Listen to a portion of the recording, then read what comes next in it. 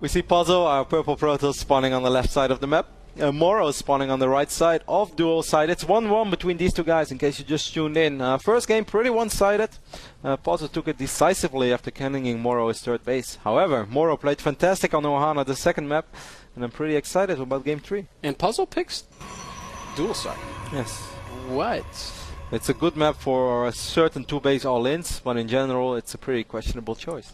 That is so weird. The only reason I can see him doing this is because he's got something prepared. Yes. So what is the thing that he has prepared? I would think that maybe the Roti build would be really good here. Maybe. It depends a lot. Actually, I kind of lost faith, man, in my build. In the Roti build? Yes. You just had a bad ladder day, bro. Yeah, and I'm playing with lag, but still. I don't know. I feel that the Roach style, which has become so popular right now, it's really funny because Roach only is something that was popular a long time ago, but then people stopped doing it. And now I feel that Zerg's got even better with their economies, so they kind of go back at it. And you can just have 200 supply of Roaches when Protoss is 115 supply. It's almost insane. So I don't know. I'm a bit lost right now, man. I can certainly understand. I'm confused. I can certainly understand. Maybe our producer could look up like 50 other words for confused. Oh God, I'm afraid to see what comes back. So Puzzle is going to be fast expanding on dual site, and I think this is a really risky move. We've seen a million different ways to punish this on this map. Morrow's gasless right now, though, so I don't know that it's going to be really in the cards. A little funny side story, guys. We casted the Intox for Masters Global Challenge in New York last year, where we had Fruit Dealer and Dongrego, and every single Protoss who went for Forge Expand on dual side got Baneling rushed. Literally every single Protoss, and no Protoss stopped it. And still we had to cast pretty much the exact same identical game 5 or 6 times that tournament. And it's like the start of the game is like, well, I know how this is gonna go. Yes. Well, Ben, I don't necessarily agree with this quick expand. And like, oh, why don't you agree with it? Well, I think because Fruit Dealer's killed it 15 times already. And he's gonna do it again, and he actually did it again. That was a that was a great run for Fruit Dealer. I think that's the last StarCraft tournament he ever played in, and he finished second place, damn near winning. He was one game away from beating Dongregu in the finals. 2-0 up against Dongregu. That's so crazy. And DRG was able to bring it back. Do you think if he would have won that tournament, he would have had more motivation to continue? No. I want to make a joke about Fruit Dealer, but I can't make a joke at the expense of the first Zerg to ever win a GSL. He was awesome. The first person to ever win a GSL. The first person to ever win a GSL. You're exactly right. That was such a cool tournament. I will never forget that. It was like I had so much fun watching that tournament. That's cool, man. I'm very happy for you. You were not a bitter person back then? No. I was Mr. Happy. You're pretty dark these days. I'm not dark. Yeah, you're pretty dark. No, I'm just busy. And dark. No. You're in the dark place. We see 23 drones right now for Morrow, 21 probes for Puzzle. Of course, we're keeping a close eye on what he really wants to do with what he wants to do on dual side, basically. Where is he going with this? We saw Void, like Stargate openings can be pretty effective because your Void Rays don't have to fly that long, so they arrive a little bit earlier, and that's often a good moment because then you can actually perhaps catch the Zerg off guard, even though they got so good against Void Rays. He gets a scout off. He knows that this base is there, which is of course always nice to see confirmed, but it's not a huge surprise. I'm still really eager to see what Puzzle has planned. It's honestly starting to look like he might just try some 4-gate pressure, kind of like playing on Daybreak. Yep, he's once again sending out 2 Zealots. It's the exact same thing as he did before. Those 2 Zealots won't be able to force a cancel. Stargate, so we were wrong. Or actually, you were wrong. I mentioned this, but I didn't think he was going to do it, despite mentioning it. I don't think this is a good Stargate map. Define.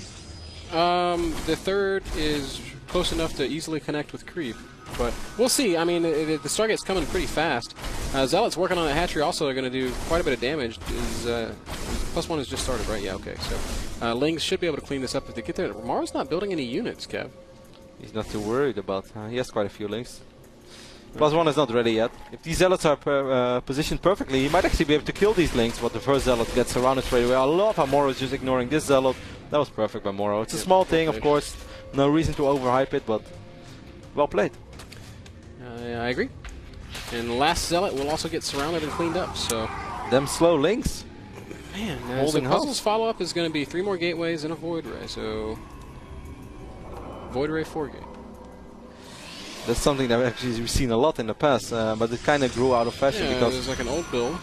Yeah, old. Home Story Cup 4 times. Yep. MC used to do it a lot. Yep. That's why I mentioned Home Studio Cup 4. You know who won the Home Studio Cup 4, man? I do. Was it MC? Held it down and then shuffled his way to the bank. Yes, indeed. Beautiful positioning right now by, or actually beautiful scouting by Morrow, picking up that first pile, and that's so crucial. And the second one. I cannot emphasize enough on how important this is. When you play against strategies like this, if you intercept the probe, if you take out these pylons, you put yourself in such a good position. And now, I actually think that Puzzle is in trouble already, Ben, and I'm having faith in my prediction that I made before this series. Yeah, I'm starting to question how he's going to win this game, honestly, because Morrow seems on top of everything. He seems well aware of what's coming. Robo? What?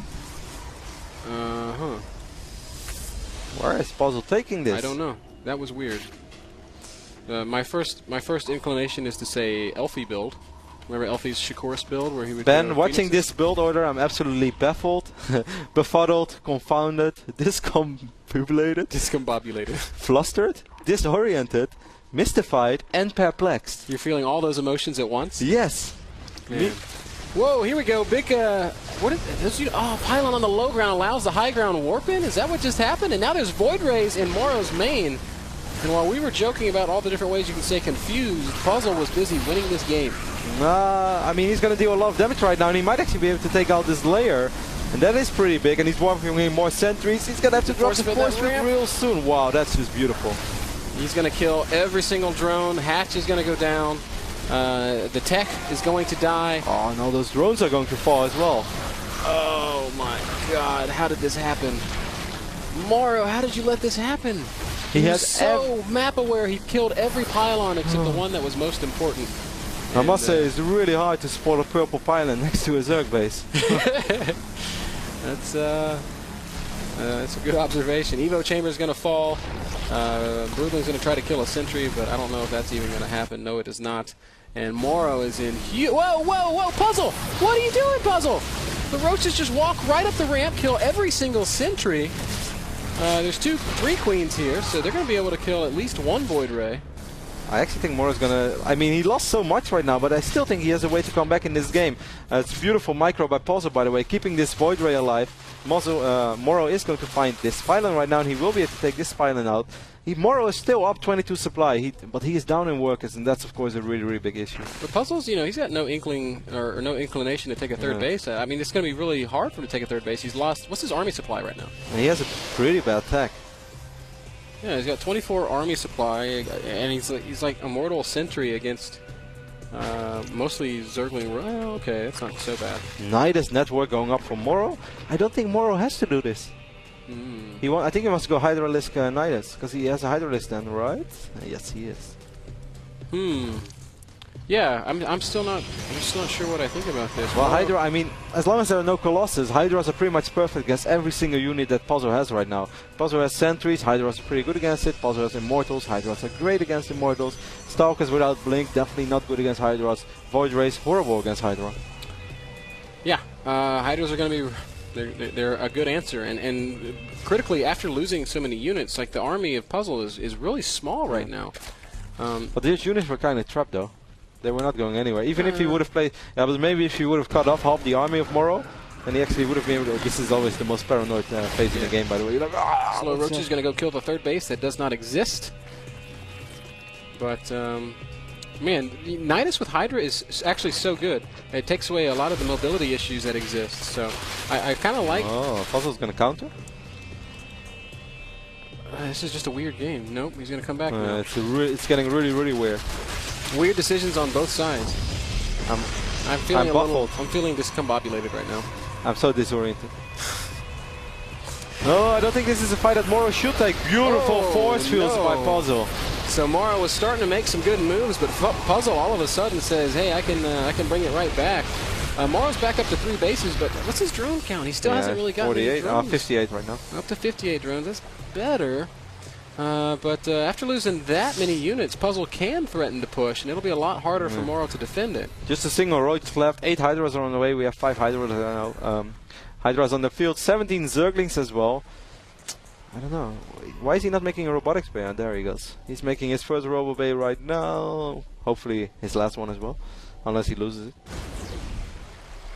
And Well, looks like Puzzle's going to finally decide to try and take a third base. Morrow is getting a Spire right now. That's pretty interesting.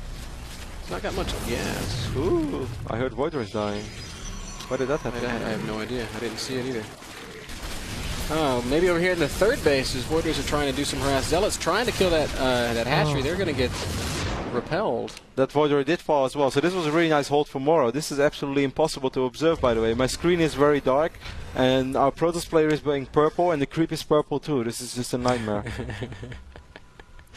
Morrow on the move once again. 110 supply for the Zerg player against the 120 supply of Puzzle. Puzzle is working on securing that third base. He's taken out all the creep there. He's shut down the Nidus. He's also got Colossi popping out. Yeah, that's his one Colossus is just going to be an absolute dream for Puzzle right now. That's all he really needs to feel super safe. But he's already quite safe.